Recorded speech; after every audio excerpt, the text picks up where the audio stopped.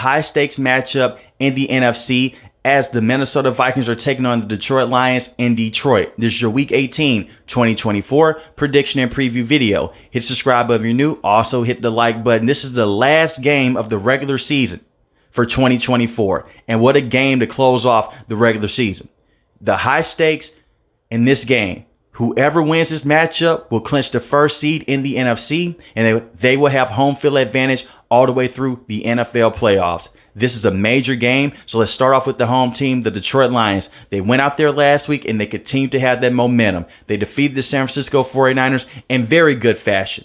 They went out there and they won the game 40-34, and they showed a lot of fight in this matchup. A lot of people were saying, hey, don't play the starters. Dan Campbell, save those guys, rest those guys for this game. No, Dan Campbell doesn't like to lose. You put your starters out there, and I love the game plan. Jared Goff was very efficient on the day. 303 passing yards, 3 passing touchdowns. Jahmyr Gibbs had 117 rushing yards, 1 rushing touchdown. He averaged 6.5 yards a carry. Craig Reynolds, 31 rushing yards. Remember that name in the next couple of minutes. St. Brown, Jameson Williams, Sam Laporta all had a receiving touchdown on the day. When I look at this situation with the Detroit Lions, this is not your first time facing this Minnesota Vikings team. You defeated them a couple months ago, and you won that matchup 31-29.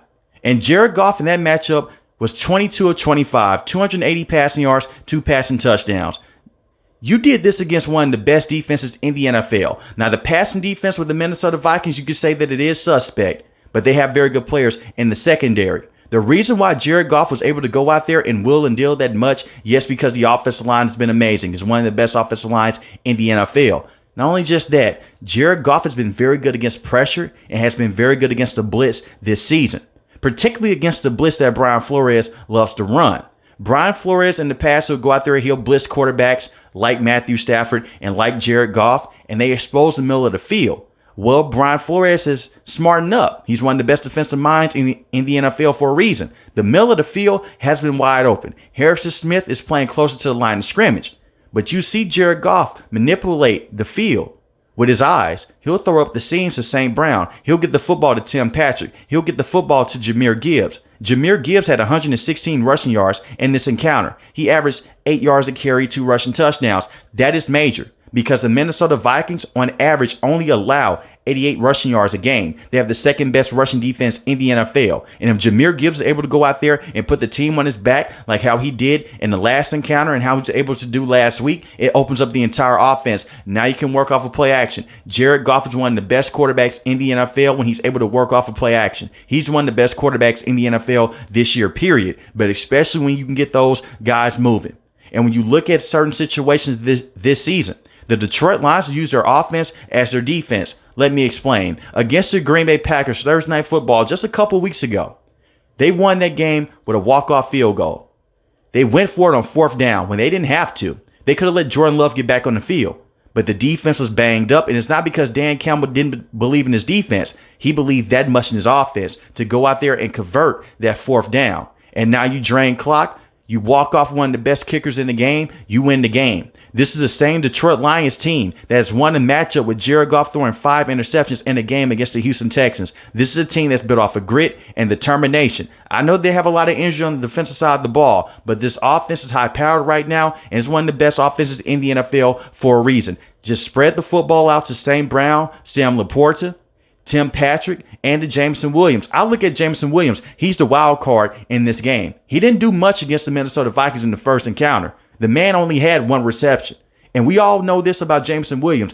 The Detroit Lions can be down by 10 points. As a matter of fact, they were down by 10 against the Minnesota Vikings in the first encounter.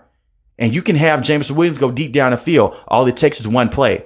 Look at what happened against the Los Angeles Rams in week 1. Look at what happened last week against the San Francisco 49ers. He's a first-round pick for a reason. He has that blazing speed, and he's a smooth route runner.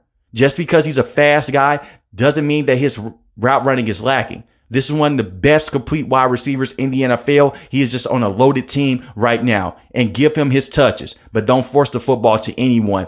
Run this offense through the hot hand, and you should be in a very good situation. We all know that Ben Johnson's going to come out with some weird plays. He may swing a tackle out to the left. He may throw the football to the tackle, but it's going to come down to, can Jared Goff go out there and continue to be red hot? The only two losses this season that the Detroit Lions have suffered was against the Tampa Bay Buccaneers at the beginning point of this season. And Jared Goff had over 50 pass attempts in that game. 0 passing touchdowns to 2 interceptions. But against the Buffalo Bills, he had over 50 pass attempts. And that's way too many to have for any quarterback in the NFL. But Jared Goff did not have a bad game against the Buffalo Bills. Jared Goff had 5 passing touchdowns to 0 interceptions. The defense let up a lot of big plays of Josh Allen, and they could not spy him the entire game. They were lacking with their defensive personnel because of the injuries, and they went for an onside kick later in the game. And they possibly shouldn't have done that, but it's Dan Campbell being aggressive. The Detroit Lions, they're in this spot for a reason, and I believe they can go out there and they can win this matchup.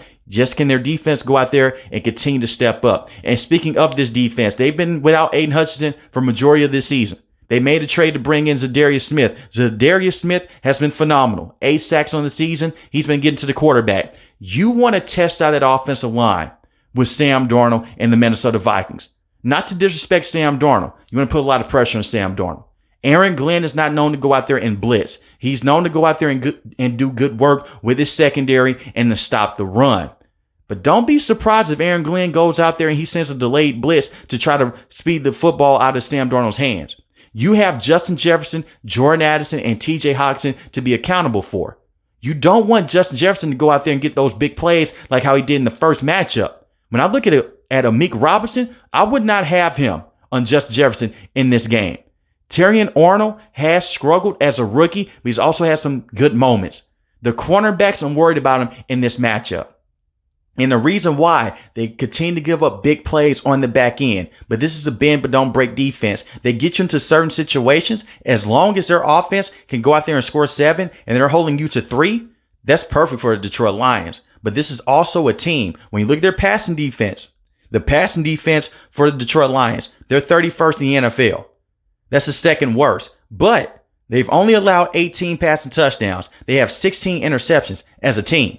That's great. And Kirby Joseph has been a ball hawk all season long. Be on lookout for him in this game. He has 9 interceptions on the season. And he has 2 drop picks also that came earlier in the year. And he had 2 interceptions last week against Brock Purdy. The reason why I bring him up and the reason why I'm bringing up Brian Branch, these are versatile guys in the secondary. Now, Kirby Joseph is more so of a safety. You're not going to see him switch around and play at the cornerback position. Brian Branch can play the nickel cornerback position. He can play the single high safety and be in box. And we've seen this in the past. We saw this last year against the Kansas City Chiefs. He had a pick 6. In order for the Detroit Lions to go out there and win this game, you have to be disruptive on the defensive end and play with that grit and play with that determination. Jack Campbell has also been a very good linebacker at stopping the run. And speaking of stopping the run, the Minnesota Vikings are second in rushing defense. Guess who's in third? The Detroit Lions. The Detroit Lions have only allowed 97 rushing yards a game.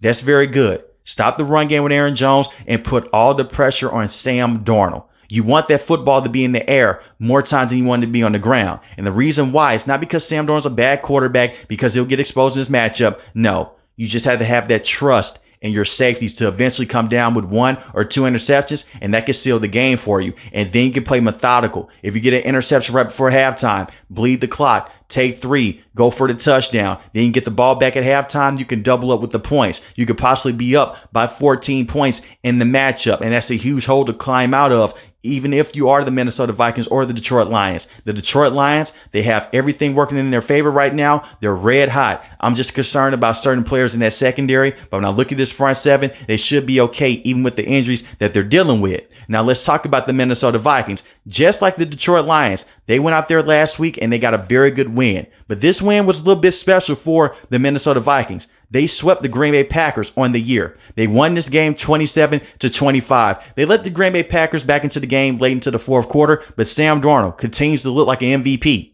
33 of 43 on the day, 377 passing yards, 3 passing touchdowns, and 1 interception. Sam Darnold has been the comeback player of the year. In terms of going out there and struggling to find a place in the NFL, this man looks like a franchise quarterback and he's red hot. You ride Sam Darnold in this matchup, but you still want to give Aaron Jones the football. Now, Aaron Jones is banged up. He's questionable for this game, but he's on pace to play in this game. 47 rushing yards last week on 12 carries. He averaged 4 yards a carry. Cam Akers came in. He averaged 3 yards a carry, had 18 rushing yards. You have to find a way to try to run the football more in this matchup. Yes, you want Sam Darnold to go out there and make those big plays to Justin Jefferson and to Jordan Addison and to TJ Hockenson. And I have a lot to say about TJ Hockenson in the next couple of minutes. But you have to play complementary football. The same with the Detroit Lions, the same here with the Minnesota Vikings. I am fearful about that in this matchup because within the first encounter, they did not run the football that much, in my opinion. Aaron Jones had 14 carries, but he had 93 rushing yards. He averaged 6.6 yards a carry and had 1 rushing touchdown. Give him the football more. He should have had at least 20 touches in that matchup.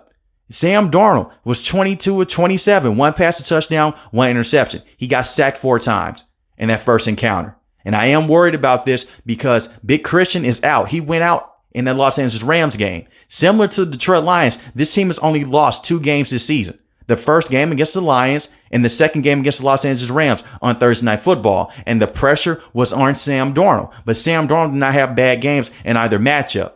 The defense was not able to go back there and hit home in certain situations. But when I look at Sam Darnold, you have an interception, that's okay. Go back out there, battle through it. That's what he did in the first encounter, and this is what Sam Darnold has done throughout this entire season. It's the reason why he's the top of the league right now in terms of passing touchdowns. Yes, it's going to come with some interceptions, but when I look at this situation, you have Justin Jefferson. And Justin Jefferson against the Detroit Lions in the first matchup, 81 receiving yards, 1 receiving touchdown. Oddly enough, Jalen Naylor was the second best wide receiver on the day. He had 76 receiving yards. And you look at him last week against the Green Bay Packers. He had 81 receiving yards and 1 receiving touchdown. And one of those catches went for 31 receiving yards. Jordan Addison, 69 receiving yards last week, 1 receiving touchdown. You have those key pieces. Similar to the Detroit Lions, you have a lot of firepower. But this is a key piece that did not play in the first matchup. TJ Hockenson. Now, there's a bit of a storyline here. TJ Hockenson is a former player with the Detroit Lions. They traded him to the Minnesota Vikings, a rare in-division trade, but it worked out for both sides. The Detroit Lions now have one of the best tight ends in Sam Laporta, and the Minnesota Vikings have one of the best tight ends in TJ Hockenson. TJ Hockenson is going to be the key in this matchup. He may not go out there and have over 100 receiving yards in the game. That doesn't mean that he's not going to be impactful. When you need a safety value to go to and when you need a safety blanket to get the ball to, you get the ball to TJ Hockenson. He had 68 receiving yards last week and 5 catches. Majority of that was coming on second and third down to move the chains or to put the team in short yardage situations.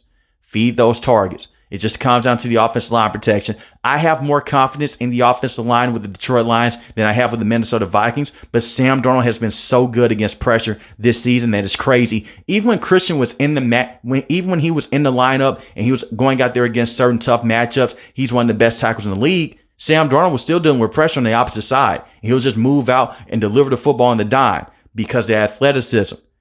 And this is the same quarterback I look at right now in the field. When I'm seeing him do with the Minnesota Vikings, this is the same guy that played at USC.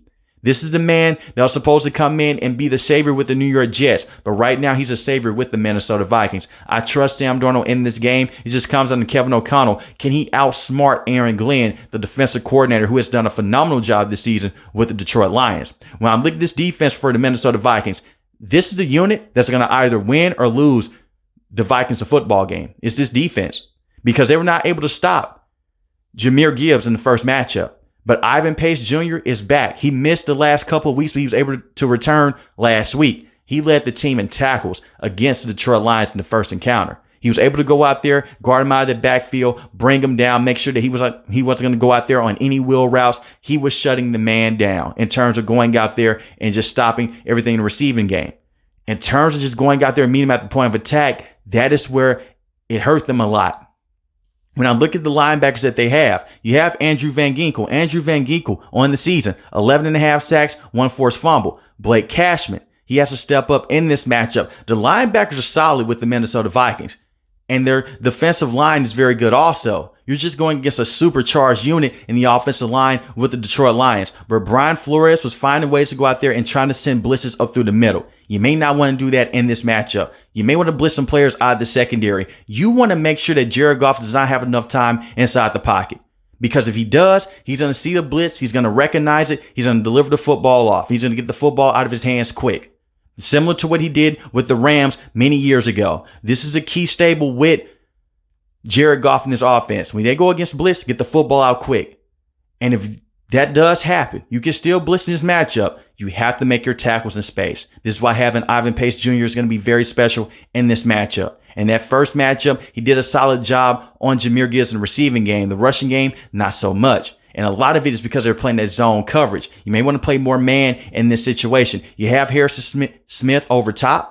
He is still one of those key safeties to look at. He's more so of an in-box safety right now. You have Cameron Bynum, who can watch everything over the top for you. You have Byron Murphy Jr. on the inside. Byron Murphy Jr., you can say that he's their best cornerback right now. This is why you bring over Stephon Gilmore, because he's dealt with situations like this before in the past. He did let up a touchdown last week in the red zone area. It was a slant. He's playing more so to the outside than the inside. It's going to happen. But I trust Stephon Gilmore in this matchup, and you have Shaquille Griffin. I'm not worried about the defensive players. I'm worried about how many times Brian Flores is going to blitz, and can that blitz hit home? Because if it can't hit home, we've seen this defense go out there and give up some big time production. And they did this against the Los Angeles Rams. And be on the lookout for Jahmyr Gibbs inside the slot. I can see Ben Johnson motioning him out inside the slot, and he can have a similar day to what Kyron Williams had against this Minnesota Vikings team on Thursday Night Football. He had a receiving touchdown in the red zone area.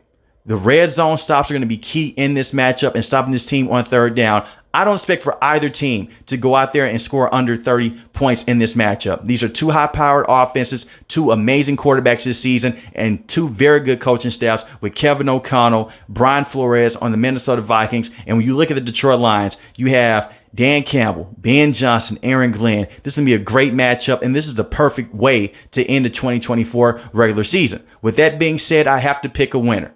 I look at the Detroit Lions over this last month. They did lose against the Buffalo Bills, but they've also had some key wins due to their offense and also due to their defense stepping up. But the Minnesota Vikings are on a 9-game winning streak for a reason. This game is taking place in Detroit. I do have the Detroit Lions winning this game. And I have the Detroit Lions winning this game, walk-off field goal, 38-35. But let me know in the comment section below, who do you have winning this game, the Minnesota Vikings or the Detroit Lions? If you're new to the channel, hit the subscribe button. If you like the video, hit the like button. And I would not be surprised if both of these teams meet each other yet again in the NFL playoffs. Most importantly, we want each and every last one of you guys stay safe, stay positive. Thanks for the video, guys. God bless. Peace.